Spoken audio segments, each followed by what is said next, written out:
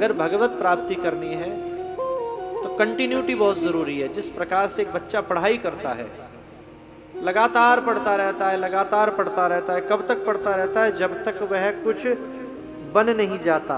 उसी प्रकार से हमें लगातार बढ़ते रहना है, लगातार आगे बढ़ते रहना है, जब तक वह गोविंद मिल नहीं जाता। चलते रहो निरंतर। नहीं बहुत हो गया, बहुत बार वृंदावन चले गए, बहुत बार भंडारा हो गया, अब नहीं।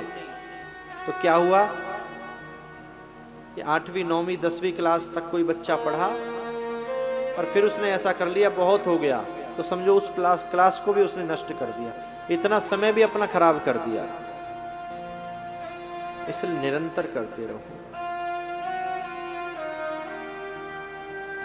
भगवान ने कहा कि कोई भी प्रतिव्रता नारी रात्रि में अपने घर से ऐसे अकेले कहीं नहीं जाती। 16,000 एक झुंड में गोपियां हैं, ऐसे ऐसे अनेकों हजारों झुंड हैं।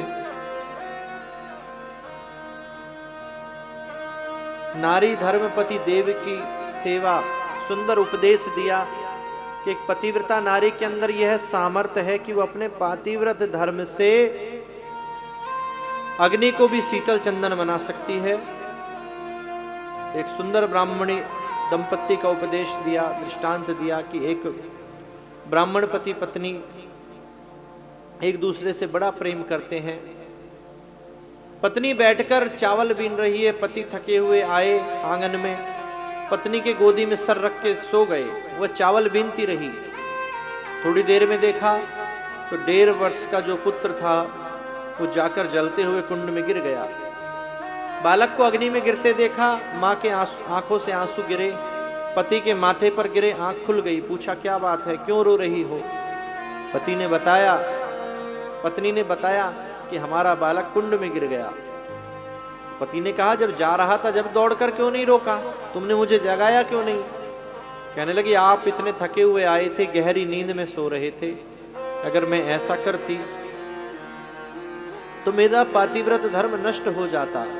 दोनों भागे कुंड की ओर देखने के लिए, तो देखा वो जो जलते हुए अंगारे थे शीतल चंदन बन गए और वो बालक कुंड के अंदर खेल रहा था।